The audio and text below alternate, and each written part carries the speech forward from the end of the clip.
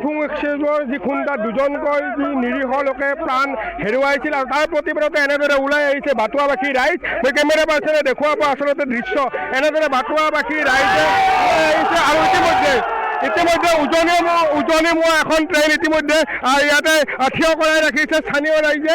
আপোনালোকে দেখিব যে কেমেৰা পাৰ্চনত যদি সম্ভৱ হয় সম্পূৰ্ণ দৃশ্য দেখুৱাব যে কেমেৰা পাৰ্চনে দেখুৱাইছে আচলতে এনেদৰে উজনি মোৱা এখন ৰেল ইতিমধ্যে স্থানীয় ৰাইজে ইয়াতে খাৰা কৰি ৰাখিছে আৰু স্থানীয় ৰাইজসকল আছে যিহেতু যে দুজনকৈ যিহেতু ব্যক্তি এগৰাকী কিশোৰী আৰু এগৰাকী ব্যক্তি যিহেতু নিহত হৈছিল ৰাতিপুৱা উজনি মোৱা এক্সপ্ৰেছৰ খুন্দাত যি উজনি মোৱা এক্সপ্ৰেছ যি চিফুং এক্সপ্ৰেছৰ খুন্দাত যিহেতু নিহত হৈছিল আৰু তাৰে প্ৰতিবাদত আজি এনেদৰে ৰাইজসকল ওলাই আহিছে।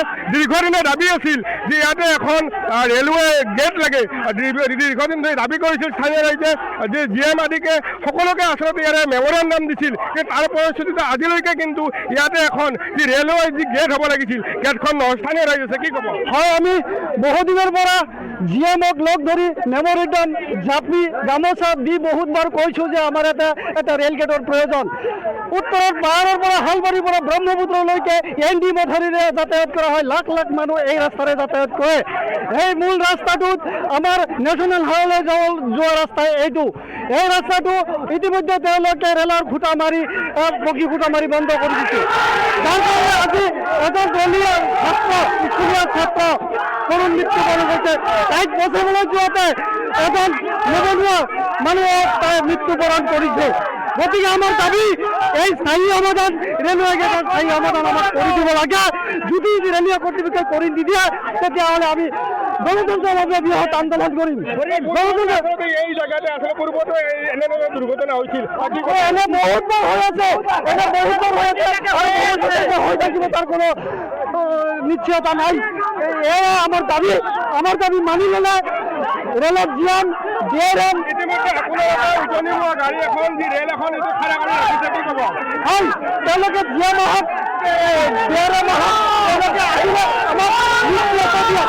আমাক নিশ্চয়তা দিয়ে আমি আমাৰ দাবী মানি ল'ম, আমাৰ দাবী উঠাই ল'ম। তেওঁলোকে নিশ্চয়তা দিয়ক যে ৰেল গেট হ'ব, আমাৰ দাবী আমি সকলোৱে মানি ল'ম। নিশ্চিতকৈ এনেদৰে আচলতে ৰেল গেটৰ দাবীত সকলোৱে ওলাই আহিছে।